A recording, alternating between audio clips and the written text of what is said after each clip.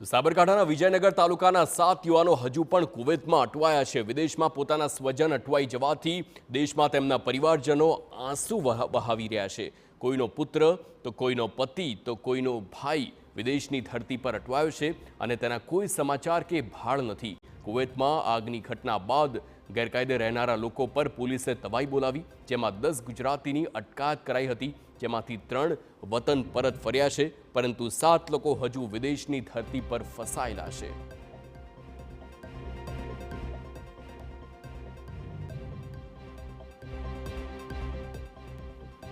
છોકરો કમાવા માટે મોકલ્યો હોય ને એમની ધરપકડ કરીને જેલમાં પૂરી દે કોઈ કારણ વગર, તો પછી ચિંતા તો રહે જ ને। અને કંઈ વાતચીત કે એવો કોઈ કોન્ટેક્ટ બી નહીં થતો, એટલે વધારે ચિંતા થાય છે। હા, તો તમને જાણકારી કેવી રીતે મળી કે તમારો પુત્ર જે છે તે આ પ્રકારે ત્યાં જેલમાં પૂરવામાં આવ્યો અથવા તો અટકાયત કરવામાં આવી?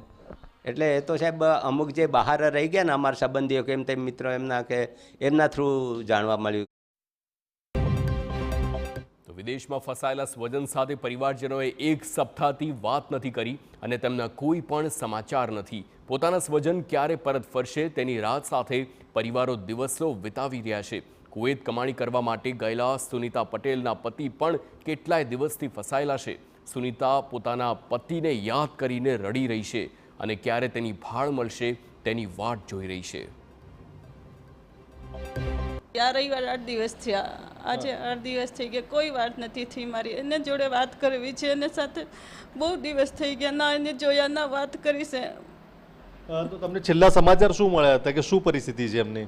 અમારે दोपहर में फ़ोन આવે, दोपहर में धंधे જાય એટલે ફોન કરીને જ જાય મને। એના પછી રાત્રે ફોન કરે પણ નથી ફોન ઉઠાવતા। બહુ ટાઈમ થઈ ગયો, બહુ વાત થતી નથી।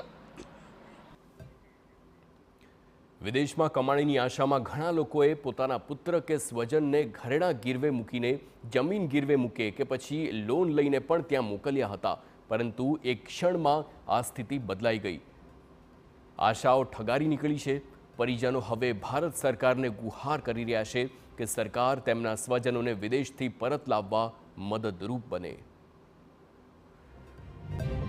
कोई ज़मीन वेची गયેલા है, कोई मकान वेची गયેલા है, કોઈ દાગીના મૂકેલા है। અમારે તો દાગીના બી મૂકેલા છે। આ રીતનું મૂકીને ગયેલા છે ને છોકરો જાય એટલે પૈસા મોકલશે અને આ રીતનું અમારું નપશે। પણ આ તો ફિંગર લઈ લીધા એટલે હવે લોકોને જવા માટે કોઈ પેલું નહીં। માન્ય શ્રી મોદી સાહેબને, શાહ સાહેબને મારી વિનંતી છે કે અમારા જે આ ફિંગર લયેલ છે એ ફિંગર પ્રિન્ટને બિલકુલ નષ્ટ કરાવી દે અને અમારા છોકરા પાછા જાય એવી નમ્ર વિનંતી કરું છું સાહેબ।